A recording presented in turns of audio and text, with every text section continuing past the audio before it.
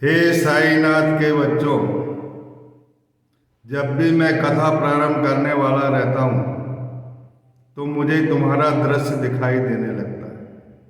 मेरा अंतःकरण प्रफुल्लित हो जाता है, क्योंकि मैं तुम्हें शिरडी की द्वारका माई के द्वार की ओर ले चलता हूँ और वहीं द्वारका माई में बैठकर हम ये कथा सुनाते हैं। इसलिए बड़ी प्रसन्नता होती है और तुम मेरी प्रसन्नता में सम्मिलित होते हो। और ये जो कुछ भी हो रहा है सब तुम्हारी कृपा से हो रहा है। इतने सालों से मैंने कभी कथाएं नहीं बनाई। समय पर जो काम हो रहा है ये साईं बाबा की कृपा समझिए, इसके अलावा और कुछ भी नहीं है। और कथाओं से आपको अनुभूति भी हो जाएगी कि साईनाथ महाराज एक अद्भुत देवता है। इस कलयुग के कृष्ण के मंदिर बनते बनते स्वयं कृष्ण बनकर वो बैठे हुए हैं। ये इससे बड़ा चमत्कार और कोई दूसरा नहीं हो सकता। सभी देवताओं के दर्शन उन्होंने कराए हैं, क्योंकि उनमें इतनी शक्ति थी कि वो सब देवताओं के दर्शन कराते हैं और सब देवता उन्हीं में समाये हुए हैं, उनकी आत्मा के पिंड में समाये हुए हैं। उन्हें मालूम है कि अज्ञानी बालक हैं ये, आज नहीं तो कल समझेंगे कि अवतार क्या चीज़ होती है और प्रेम क्या चीज़ होती है, श्रद्धा क्या चीज़ होती है, आत्मज्ञान क्या होता है। चक्की पीसने की कथा, किस कारण चक्की वो पीसते थे, किस कारण वो लोगों का इलाज करते थे। अंधों को आँख दे दिया, लोगों को संतान दे दिया, कंजूस आदमी को ब्रह्म ज्ञान दे दिया, दुष्ट और अधार्मिक जनों की संगति छुड़ा के भगवान की भक्ति में लगा दिया। ऐसे तमाम गुण साईनाथ महाराज के अंदर है और उनकी द्वारका माई में आप जा रहे हो। आप परम भाग्यशाली हो। बोलिए सच्चिदानंद सद्गुरु साईनाथ महाराज की जय। मैंने पिछली कथा में आपसे कहा था कि मैं एक और अनुग्रह की कथा आपको बताऊंगा। जब मैं अपने घर पे था और गायत्री पीठ के जो किताबें निकलती थी अखंड ज्योति, हमारे घर में बुलाई जाती थी। वो किताबें घर में इधर किधर पड़ी देखकर मुझे बहुत दुख होता था, क्योंकि मैं साई चरित्र के अलावा और साईनाथ महाराज ने जो उपदेश दिए उनकी कृपा से जो साहित्य मेरे पास है उनके अलावा मैं कोई किताबें नहीं पढ़ता। और मैं सच इस बात को बता रहा हूँ, ये सत्य समझो आप। जिसने साईनाथ का चरित्र जो ट्रस्ट की पुस्तक है, प्रमाणित पुस्तक, उसको ध्यानपूर्वक अगर भक्तिपूर्वक पढ़ लिया तो उसे पूरी दुनिया में भगवान के अलावा कोई चीज़ नज़र नहीं आने वाली है। जिस भगवान की कथा में आप जाते हो, जहाँ भी जाते हो कि भगवान प्राप्त करना है, प्राप्त करने की जरूरत ही नहीं पड़ेगी। सब तरफ भगवान ही दिखेंगे तुमको, भगवान के अलावा कुछ भी नहीं दिखेगा। भगवान को देख देख कर तक जाओ, क्या करूं क्या नहीं करूं, सब तरफ भगवान है। ऐसा आपकी आत्मा में आभास होने लगेगा। उस किताब में वो अमृत है और वो अमृत का पान कीजिए। मैं ये बताना चाह रहा था, कथा मेरी दूर हो गई, मैं घर पे था और ये किताबें जो है गायत्री पीठ की अखंड ज्योति कहीं इधर पड़ी है कहीं उधर पड़ी है। मैं अपनी नौकरी करके अपने घर जाता था तो मुझे देखकर बहुत दुख होता था। मैं घर में कहता था कि इन किताबों को बुलाते हो तो इसको पढ़ना भी चाहिए और सही ढंग से रखना भी चाहिए, क्योंकि उसमें जो किताब लिखता है और जिस परमात्मा का प्रसंग रहता है उसकी धड़कन उसमें सम्मिलित रहती है, उसका प्रेम सम्मिलित रहता है। उस किताब को बहुत प्रेम पूर्वक रखना चाहिए। नहीं पढ़ते नहीं के मारे, लेकिन उस किताब को बहुत प्रेम पूर्वक रखना चाहिए। बहुत सारी किताबें थी, करीब 40-50। मैंने इसके पहले भी बहुत बार बोल चुका था, इनको श्रद्धा से रखो। तुम्हारे गुरुजी हैं, हमारी पत्नी कहती है हमारे गुरुजी है, तुम ऐसा क्यों बोलते हो? तो मैं इसीलिए बोलता था कि इसको प्रेम पूर्वक रखो और पढ़ो भी, कुछ आत्मसात करो।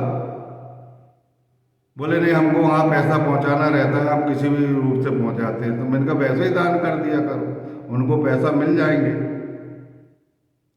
मैंने ऐसा बोला और उन किताबों को मैं प्रेम पूर्वक रखने लगा कि अब ये किताब तो पढ़ चुके हैं और नहीं पढ़ चुके तो ये पड़ी रहती है, इधर किधर पड़ी रहेगी। अगर रद्दी में बेचने जाएंगे तो रद्दी वाला भी कहीं भी बेच देगा। ईश्वरीय प्रसंग वाली किताब है। जिन किताबों से अपन प्रेम रखते हैं, या तो उसको गंगा जी में सिरा दो, या तो पढ़ो, या किसी को वितरण कर दो।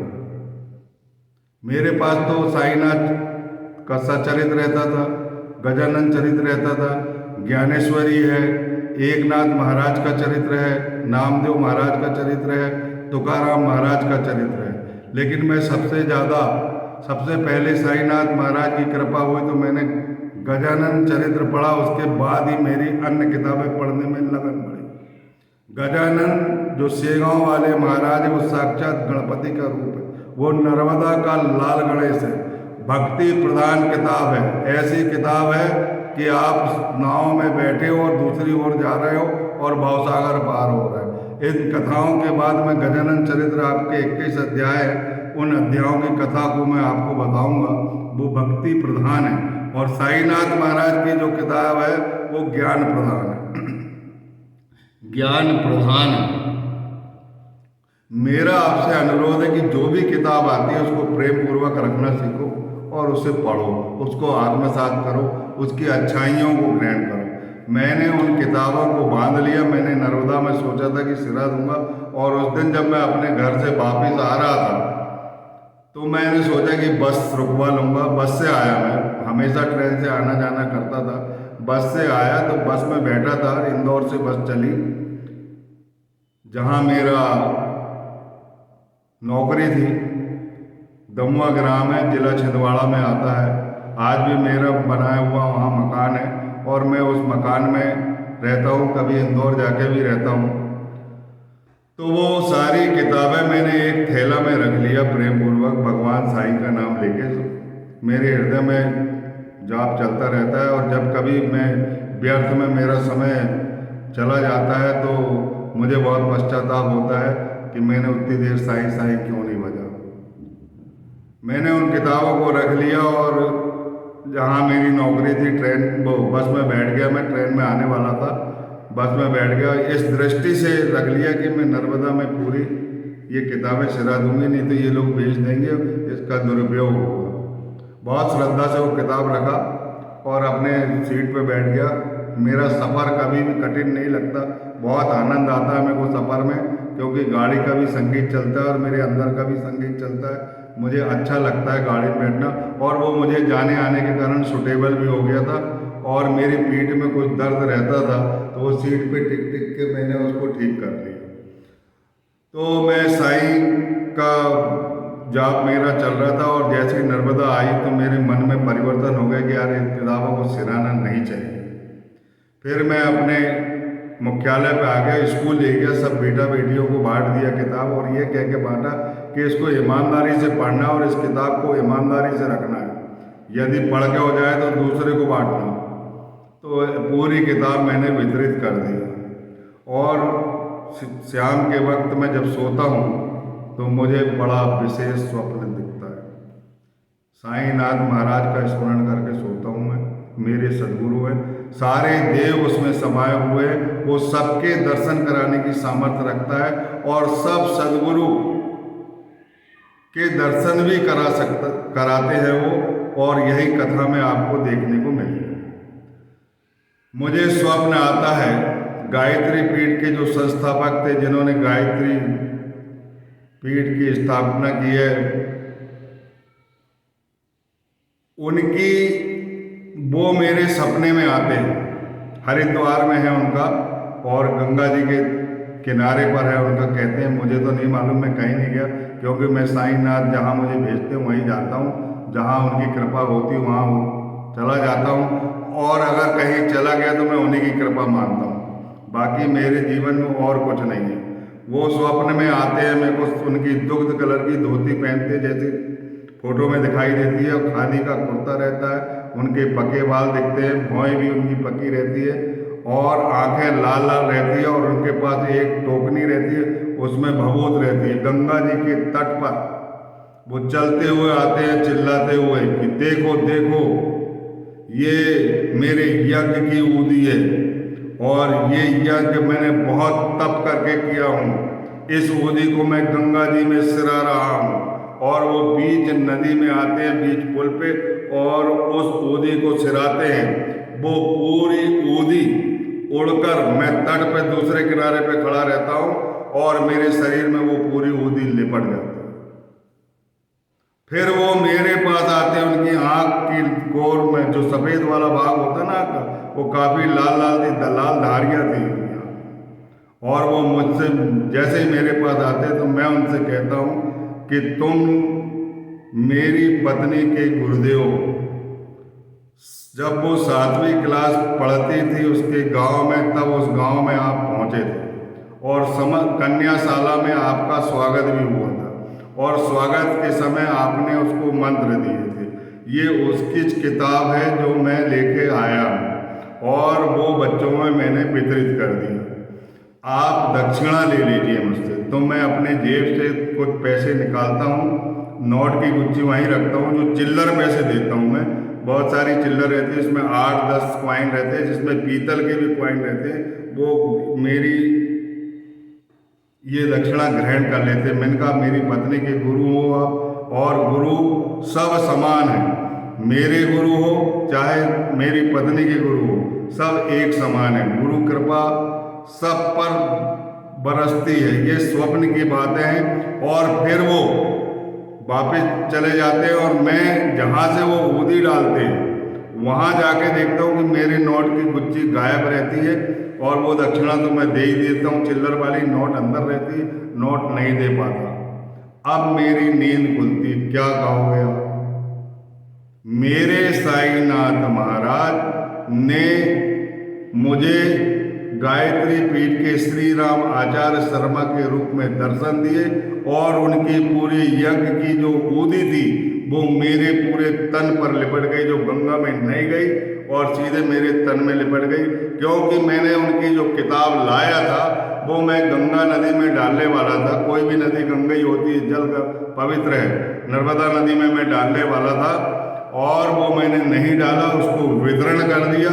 उसी का संकेत साईनाथ महाराज ने उन गुरुदेव के रूप में मुझे दर्शन दिया और मुझे कृतार्थ किया।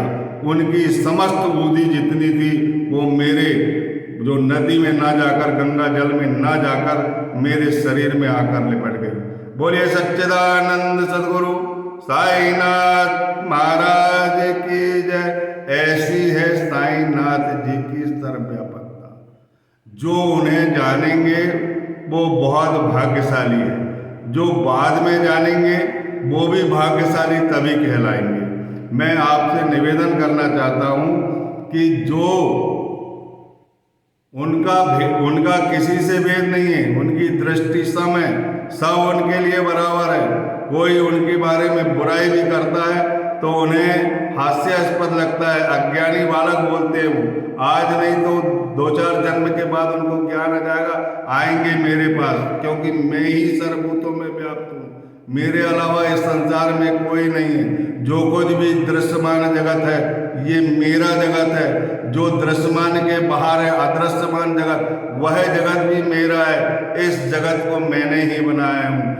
मैं ही इस सृष्टि का निर्माण करता हूँ, मैं ही इस सृष्टि का नियंत्रण करता हूँ, मैं ही इस सृष्टि का लय करता हूँ। मेरे अलावा इस संसार में कोई भी चीज नहीं। समस्त प्राणी में जो मेरी बुराई करते हैं, जो मेरी भलाई करते हैं, सबके हृदय में मैं अंतरस्थ हूँ। और आज नहीं तो कल उनको ज्ञान अवश्य आएगा और वो ईश्वर की सच्ची आराधना में लगे रहेंगे। जैसा जिसका पूर्वार्ध रहता है वैसे शिष्य बनते हैं और वैसे उन्हें गुरु मिलते हैं। बोलिए सच्चिदानंद सदगुरु साईनाथ महाराज की जय।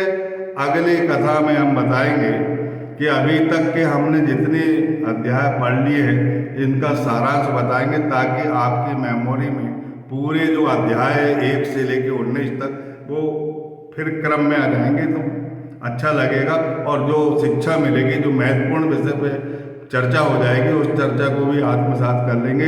अब सब लोग प्रसाद ले लीजिए, साईनाथ महाराज से आशीर्वाद ले लीजिए, उनके चरण पकड़िए और उदी प्राप्त करके अपने घर जाइए और चिंतन करते रहिए। वो सबका कल्याण करने वाला है। बोलिए सच्चिदानंद सद्गुरु साईनाथ महाराज की।